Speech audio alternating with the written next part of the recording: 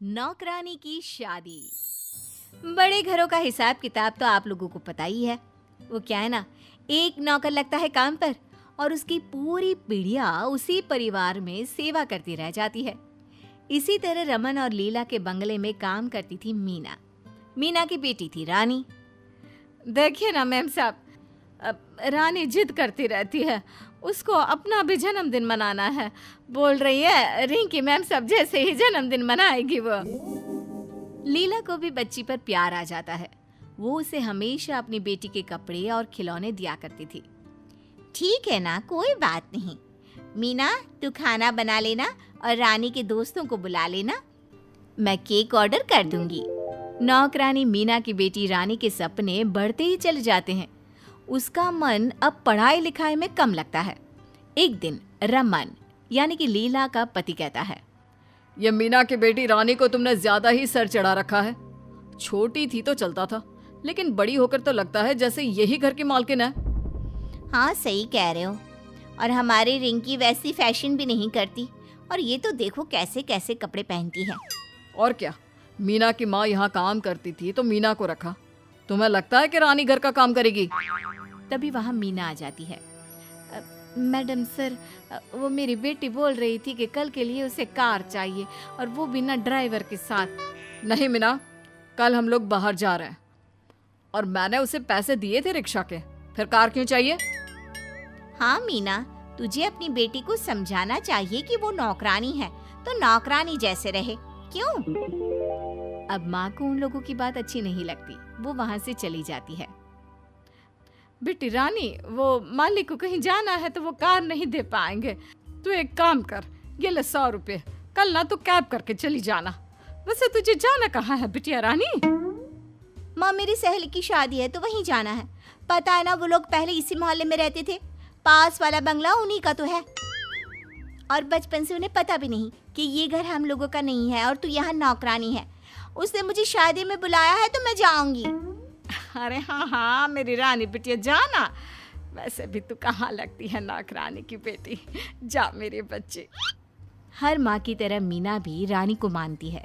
वो चाहती है कि उसकी बेटी वो जीवन ना जिए जो उसकी पुश्तों से चल रहा है, यानी कि नौकरानी का जीवन।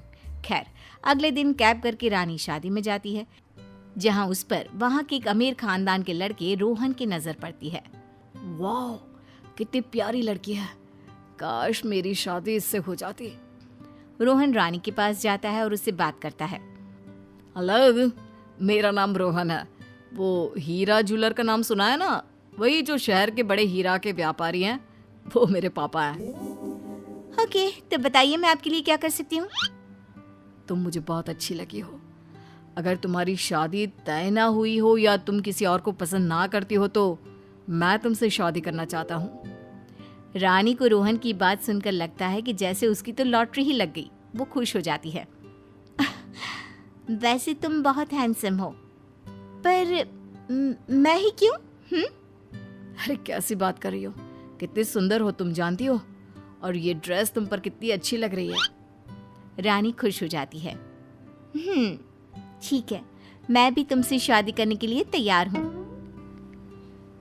बाद में जब रानी घर चली जाती है तो उसके पेट में बटरफ्लाईज उड़ रही होती हैं। क्या बात है रानी, तू बड़ी खुश लग रही है। शादी में तेरी शादी फिक्स हो गई का?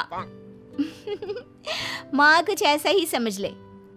माँ, ऐसे लड़के का शादी के लिए ऑफर आया है जिससे शादी करके हमारी आने वाली और जो चली गई वो सारी की सारी पुश्ते सोने चांदी नहीं बल्कि हीरे में खेलेंगी।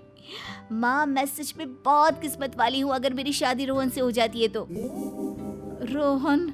कौन है ये बेटा? पहले तो नाम नहीं सुना किसी रोहन का तेरे मुंह से। बस फिर क्या था, रानी माँ को सारी बात बता देती है कि कैसे रोहन नाम के लड़के ने उससे शादी करने को कहा है और उसने हाँ भी कर दिया है। हीरा व्यापारी, हीरा ज्वेलर? हे भगवान, उनकी तो दुकान में भी इतनी चमक है जितनी कि पूरे शहर में नहीं है। बेटे, मुझे नहीं लगता कि तेरी हकीकत जानने के बाद वो लोग तुझसे शादी करने को हाँ करेंगे। और बेटी, वैसे भी तू तो एक नौकरानी की बेटी है, ये कैसे भूल गई? रानी को माँ की बात ठीक लगती है। हाँ माँ, तू सही बोल रही है। मैं कल ही रोहन को सारी बात बता दूंगी। अगले रोज बंगले के बाहर एक लंबी सी कार में रोहन रानी को मिलने आता है। वो रानी को फोन करता है। रानी, मैं तेरे बंगले के बाहर खड़ा हूँ, जल्दी से बाहर आ जाओ। देखो रोहन, कल तुमने मुझे शादी के लिए कहा तो मैं बहुत खुश हो गई और हाँ भी कर दिया, लेकिन मैं वो नहीं जो तुम मुझे समझ रहे हो। तुम क्या बोल रही हो? मेरी तो कुछ समझ में नहीं आ रहा। रानी बाहर जाती है, कार में बैठती है और रोहन को सारी बात बता देती है। अच्छा रोहन, बाय, मुझे माफ कर देना। रानी कार से उतरने ही वाली होती है कि रोहन उसका हाथ पकड़ लेता है। सुनो, मैं कल मम्मी पापा को लेकर आऊंगा, तुम तैयार रहना। रोहन चला जाता है और रानी घबराई सी घर के अंदर आती है और सारी बात माँ को बताती है। अरे बेटा ठीक है ना, मैं मैडम जी से बात करती हूँ कि कम से कम कल उन लोगों के उठने बैठने का प्रबंध अपना ड्राइंग रूम में ही करा दे। ठीक है माँ, तुम जैसे सही समझो। अगले रोज लीला को रानी की माँ सारी बात बता देती है, जिसे सुनते ही क्या बात कर रही है? हीरा ज्वेलर के मालिक हमारे बंगले में, वो भी रानी के रिश्ते के लिए? हाँ हाँ मालकिन, विश्वास तो खुद हम लोगों को भी नहीं हो रहा, लेकिन देख लेते हैं। बाकी हर लड़की का भाग्य तो ऊपर वाला ही लिखता है ना। शाम को रोहन अपने माता पिता के साथ आता है। साथ में ढेर सारे तोहफे और फल मिठाई लेकर आता है। आप लोगों का नाम तो पूरे शहर में बहुत है। पहली बार मिलने का मौका मिला, वो भी अपने घर में, कभी सोचा भी नहीं था।